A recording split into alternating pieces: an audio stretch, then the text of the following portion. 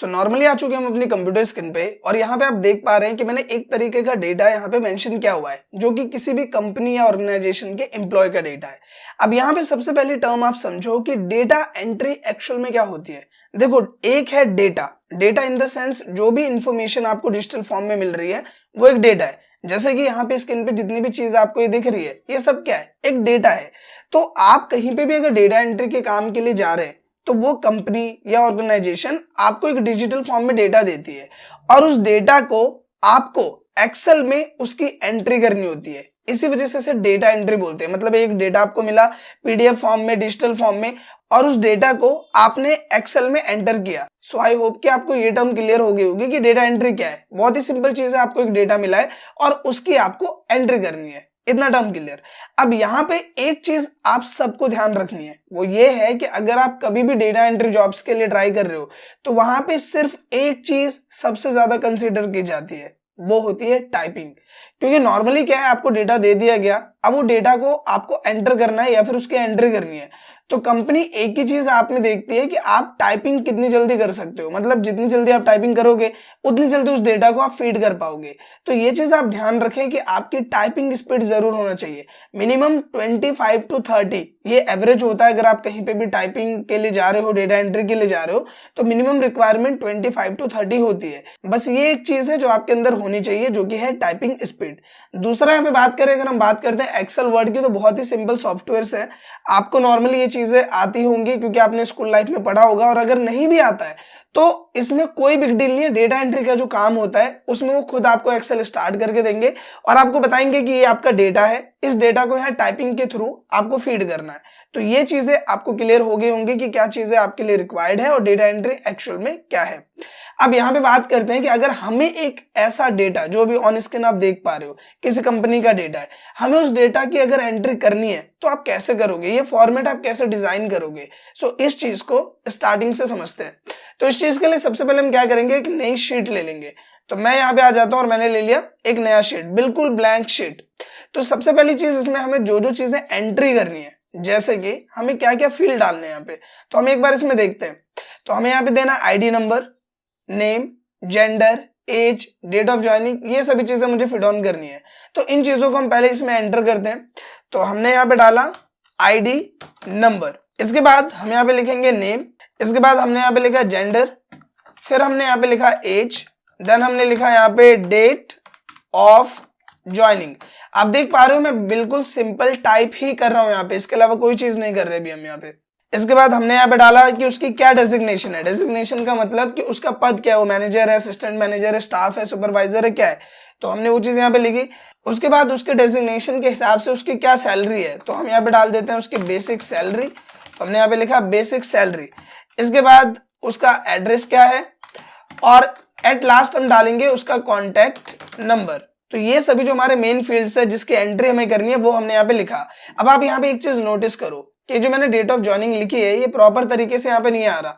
तो इसके लिए आपको क्या करना है, इसका जो कॉलम है इसके ऊपर में आप जाओ और इस तरीके का जब सिंबल आए तो इस पर डबल टैप आप कर दो। जैसे आप डबल टैप करोगे वो बाय डिफॉल्ट सेट हो जाएगा जितने की उसे रिक्वायरमेंट है।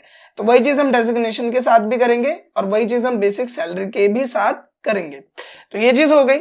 अब ये होने के बाद हमें क्या करना है कि यहाँ पे हमारा जो भी काम हम यहाँ पे कर रहे हैं उसका एक हेडिंग देनी है। तो इसके लिए इस पूरे सेल को सेलेक्ट किया मैंने और मैंने यहाँ पे इसे कर दिया मर्ज। मर्ज करने के बाद हम यहाँ पे लिख देते हैं कि हम क्या एंट्री कर रहे हैं, एम्प्लॉय डेटा की एंट्री कर रहे हैं। तो हमने लिखा एम्प्लॉय डेटा, हमने इसे सेलेक्ट किया। सेलेक्ट करने के बाद यहाँ पे अलाइनमेंट्स के ऑप्शन आपको मिलते हैं, आप यहाँ पे जाके इसे मिड में कर सकते हो। इसके बाद यहाँ पे हम जाएंगे और यहाँ से हम इसका फॉन्ट चेंज कर देंगे। तो आई थिंक ये वाला फॉन्ट ज्यादा अच्छा लगेगा, एम्प्लॉय डेटा का। हमने ये वाला फॉन्ट लिया और इसे हम बड़ा कर देंगे। करने के बाद आपको यहाँ ऑप्शन मिलता है शेडिंग का, आप इसमें जाइए और जो भी कलर आपको अप्लाई करना है, जैसे हमें ये ग्रीन कलर अप्लाई करना है, हमने ग्रीन कलर लिया, इसे सेलेक्ट किया और इसके अंदर का जो कलर है वो हमने व्हाइट कर दिया। देन हमने जो ये नीचे वाली हमारी रो है इसको हम सेलेक्ट करेंगे और दोबारा इस कलर वाले सेक्शन में जाएंगे और इसका कलर हम चेंज कर देंगे। इसके अंदर में जो भी मैटर हमने लिखा है उसे हम बोल्ड कर देंगे। और ये करने के बाद जितने भी लेवल तक आपको डेटा एंटर करना है उसकी एक रेंज हम सेलेक्ट कर लेते हैं। जैसे यहाँ से लेके यहाँ तक मुझे अभी डेटा फिल करना है तो मैंने यहाँ तक की रेंज सेलेक्ट किया और यहाँ पे बॉर्डर वाले ऑप्शन में जाना है और आपको कर देना है ऑल बॉर्डर। अब यहाँ पे आप एक चीज नोटिस करो कि जो हमारा फॉर्मेट है वो हम यहाँ पे बना चुके हैं। अब इसके अंदर आपको डेटा स्मार्ट वे में कैसे एंटर करना है ये समझते हैं। तो मान लीजिए कि हमें ये सभी डेटा फिल करने हैं और यहाँ पे इन सभी डेटा को फिल करने के लिए हम एक ऑप्शन को इनेबल करेंगे जो कि है फॉर्म ऑप्शन।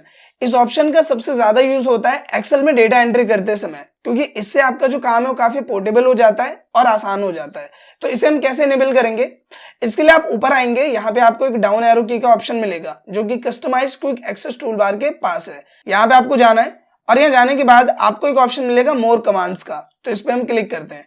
क्लिक करने के बाद आप यहाँ पे देख पा रहे हैं आपको लिखा है यहाँ पे आ रहा होगा पॉपुलर कमांड्स, आपको इसमें जाना है और जाने के बाद यहाँ पे क्लिक करना है ऑल कमांड्स, इस पे क्लिक करेंगे। क्लिक करने के बाद यहाँ पे आपको आना है एफ सीरीज में, मतलब ये ए बी नेम आ रहे हैं तो आपको नीचे आना है जब तक एफ ना आ जाए। तो हम यहाँ पे नीचे आते हैं और आने के बाद आप देखो यहाँ पे एफ आ गया है। अब इसमें हमें सर्च करना है फॉर्म, तो ये रहा फॉर्म ऑप्शन, आप ऑन स्क्रीन देख पा रहे हैं। ये सेलेक्ट करने के बाद हमें इसे करना है ऐड, और ये हो गया ऐड और इसे हमने किया ओके। अब यहाँ पे जैसे आप इसे ऐड कर दोगे इस तरीके का ऑप्शन आ जाएगा। अब हमें यहाँ पे डेटा फिल करना है, तो वो हम कैसे करते हैं वो समझते हैं। सबसे पहले आपकी जितनी भी हेडिंग्स है उसको आप सेलेक्ट कर लो। बड़े ही सिंपल तरीके से हमने इस हेडिंग को क्या किया, सेलेक्ट कर लिया। सेलेक्ट करने के बाद आपको इस फॉर्म वाले ऑप्शन पे सेलेक्ट करना है। कुछ इंफॉर्मेशन ये आपको देगा, इसे सिंपल आपको ओके करना है। जैसे आप ओके करोगे आपके पास कुछ इस तरीके से एक डायलॉग बॉक्स आ जाएगा जो कि ऑन स्क्रीन आप देख पा रहे हो। अब इसमें जो जो डेटा हमें फिल करना है आप देख पा रहे हो, ID number, name, gender, age, date of joining, जो जो हमारी हेडिंग्स है वो सभी एक सीरीज में आ गई है। तो हम यहाँ पे डेटा फिल करते हैं। तो आईडी नंबर है 10301, हमने लिखा। फिर नेम की बात आई तो नेम हमने लिख दिया राजेश। जेंडर की बात करें तो हमने यहाँ पे लिखा मेल। एज हम बात करें तो इस भाई साहब की एज है 26। डेट ऑफ ज्वाइनिंग तो 25/05/2021 में इन्होंने ज्वाइन किया है। डेजिग्नेशन क्या है इनकी, तो इनकी डेजिग्नेशन है मैनेजर की। सैलरी 45,000। एड्रेस की बात करें तो हमने यहाँ पे डाल दिया एड्रेस सेक्टर 45 नोएडा। और कॉन्टैक्ट नंबर हमने डाल दिया इनका कुछ भी, ये हमने एक कॉन्टैक्ट नंबर यहाँ पे डाल दिया। अब ये सारा डेटा फिल करने के बाद अब देखो जैसे मैं यहाँ पे न्यू पे क्लिक करूंगा ये सारा डेटा ऑटोमेटिकली अपडेट हो जाएगा। देखो इस तरह से। तो सिंपल मैंने वहां पे कोई डेटा फिल नहीं किया, लेकिन इस फॉर्म में मैं न्यू पे क्लिक कर रहा हूँ, सारा सारा डेटा ऐड हो जा रहा है। तो इसी तरह से जो हमारे बाकी इंप्लॉइज का डेटा है वो भी हम फिल करेंगे। जैसे मैंने यहाँ पे डाला 10302, नेम हमने डाल दिया यहाँ पे मोहन। जेंडर की बात करें तो हमने डाला मेल। एज हमने डाल दी 28। इसकी डेट ऑफ ज्वाइनिंग क्या है तो हमने डाला 28/06/2021। डेजिग्नेशन की बात करें तो इनकी डेजिग्नेशन में डाल दी असिस्टेंट मैनेजर। इस तरह से बेसिक सैलरी इनके हमने डाल दी 35,000। एड्रेस हमने डाल दिया इनका सेक्टर 43 नोएडा। और कॉन्टैक्ट नंबर हमने इनका डाल दिया कुछ इस तरह से।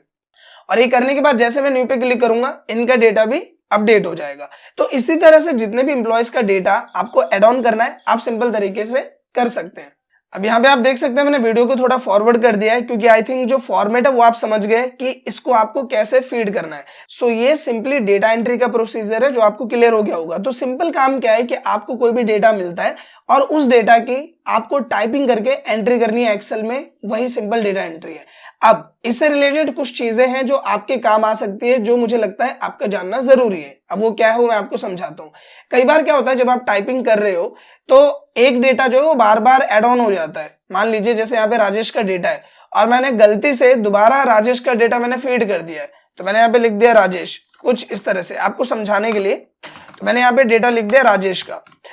अब होगा क्या कि कई बार आप टाइपिंग करते हो, स्पीड आपकी अच्छी है तो आपको पता नहीं चलता और गलती से डेटा 2 बार टाइप हो जाता है।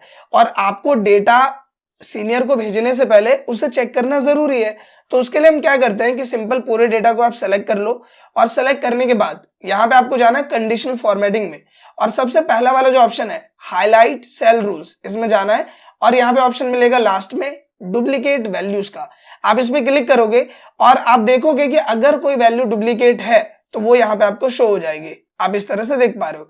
उसके बाद आप इसे चेक कर सकते हो कि क्या ये डेटा दोबारा टाइप हुआ है या किसी और बंदे का डेटा है। तो इस तरह से आप डेटा सीनियर को भेजने से पहले उसे चेक कर सकते हैं। इसको अगर आपको हटाना है तो आप इसे सेलेक्ट करें, कंडीशनल फॉर्मेटिंग में जाए और यहाँ पे ऑप्शन मिलता है क्लियर रूल का। तो इसी को हम सेलेक्ट कर लेंगे और ये जो हाईलाइटिंग है वो यहाँ से हट जाएगी। इसके अलावा एक चीज और है जो डेटा एंट्री के टर्म में कंसिडर की जाती है। कई बार क्या होता है कि आपके पास जो डेटा है वो कुछ इस तरह का होता है, जैसे कि ऑन स्क्रीन आप देख पा रहे हो हमारे पास एक रिजल्ट है और यहाँ मैंने नाम लिखा हुआ है इस तरह से, ये इंग्लिश के मार्क्स है, ये हिंदी के मार्क्स है, इस तरह से डेटा है। लेकिन जब आप डेटा भेजते हो तो वो बोल रहे हैं कि मुझे डेटा हॉरिजॉन्टल नहीं, मुझे डेटा वर्टिकल चाहिए। ये जो डेटा है वो हॉरिजॉन्टल है और हमें डेटा भेजना है वर्टिकल। तो आप क्या करोगे, पूरे डेटा को आप सेलेक्ट करोगे, इसके बाद आप इसे करोगे कॉपी। कॉपी करने के बाद आपको जहां पे भी इस डेटा को अलग तरीके से पेस्ट करना है या फिर मॉडिफाई करना है, आप वहां पे सेलेक्ट कर लो। सेलेक्ट करने के बाद आपको पेस्ट के ये डाउन ऑप्शन में जाना है और यहाँ पे आपको ऑप्शन मिलेगा पेस्ट स्पेशल का, इसमें जाइए और आपको ऑप्शन मिलता है ट्रांसपोज का, इसे सेलेक्ट करें और करें ओके। जैसे आप ये करोगे आप देखोगे कि जो आपका डेटा है वो बिल्कुल अलग तरीके से यहाँ पे आ गया है, कुछ इस तरह से।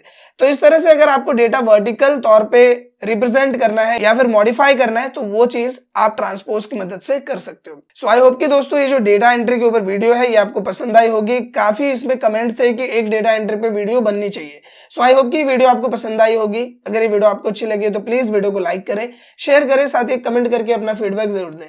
Thank you.